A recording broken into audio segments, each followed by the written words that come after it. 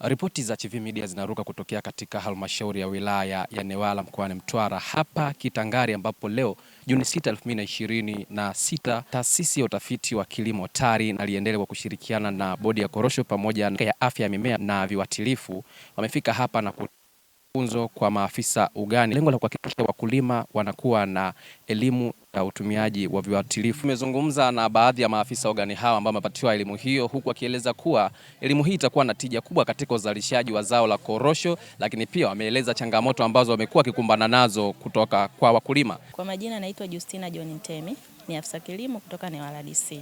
Mafunzo haya yatakuwa na tija kubwa kwa sababu tumejifunza vitu vingi kwenye mafunzo haya. Cha kwanza tumejifunza matumizi sahihi ya viuatilifu, tusitumie kutokana na mazoea. Kwa hiyo naamini baada ya kutoka kwenye haya mafunzo nitaenda kuelekeza namna sahihi ya kutumia viuatilifu na kiwango sahihi ambacho wanatakiwa kutumia, wasitumie kutokana na mazoea. Changamoto ambazo tunakumbana nazo hasa ni mazoea.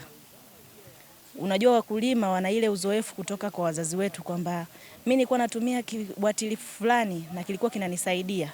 Ukimuelekeza kutokana na utaalamu ulioupata anakuwa anakubishia. Lakini baada ya kupata mafunzo haya naamini yataenda kuleta tija kubwa kwa wakulima wetu. Fari Ngongoma ni afisa kilimo kutokea kata ya Malatu. Zao la korosho lina mlolongo.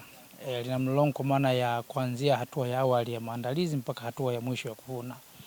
Na changamoto hizi nakuta kwamba kwa maeneo yetu wakulima hawana bajeti ya mashamba yao. Yaani wanapata kipato lakini wanakitumia kile kipato kinaisha na baadaye wanaanza kuhangaika kwenye maandalizi ya msimu unaoanza.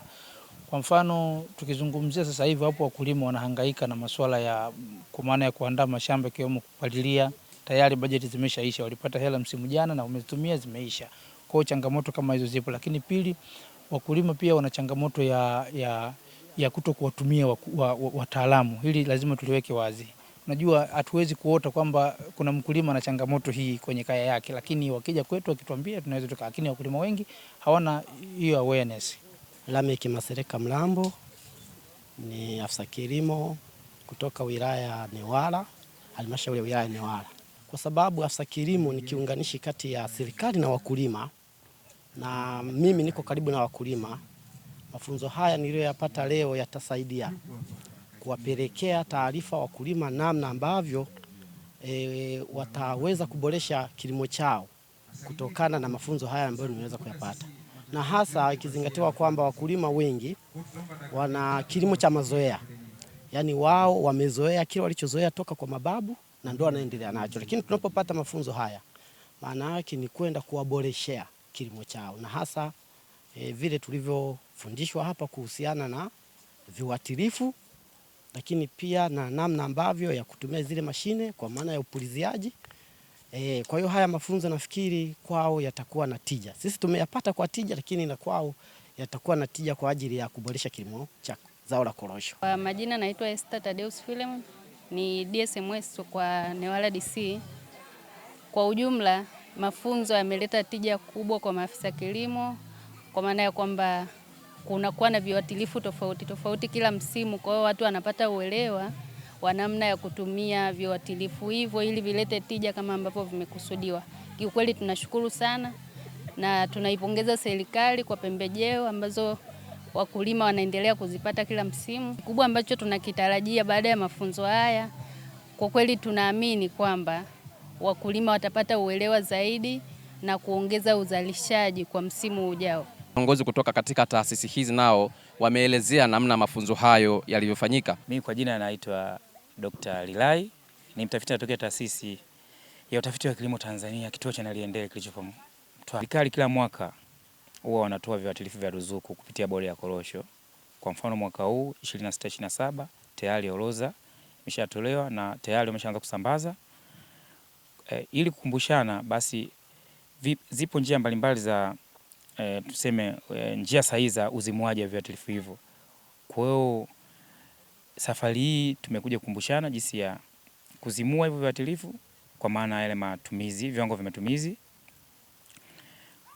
Tunajua kabisa upo mkanganyiko juu ya matumizi miongoni mwa wataalamu wenyewe pia, lakini wakulima. Kwa hiyo sisi tumekuja kukumbushana njia sahihi za kutumia, kwamba wasitumie labda viwango vya chini zaidi, kwa maana kutumia viwango vya chini zaidi basi kama vimelea wanaweza wakawa sugu, lakini wakizidisha zaidi basi wanaweza wakaunguza mikorosho kwa maana majani. Kwa hiyo tunasisitiza watumie viwango ambavyo vimependekezwa kwa magonjwa, lakini pia kwa wadudu haribifu kwenye zao la korosho. Majina naitwa Shinje Charles Ngalula, ni afisa kilimo bodi ya korosho Tanzania.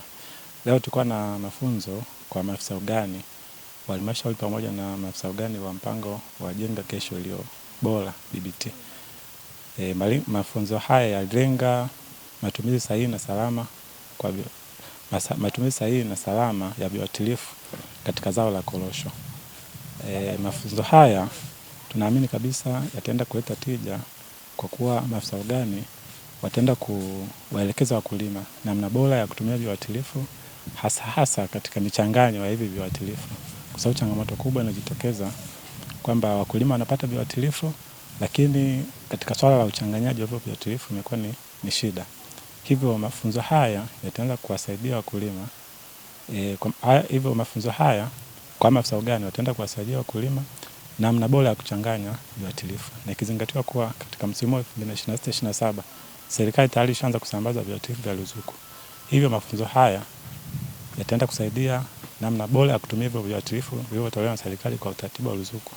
Hatimaye yataenda kuongeza tija katika uzalishaji na kuweza kufikia malengo ya serikali ya kuzalisha tani 750,000 katika msimu huu. Toka hapa Kitangari, halmashauri ya wilaya ya Newala mkoani Mtwara, langu jina ni Heri Abdalla na hii ni Chivihi Media.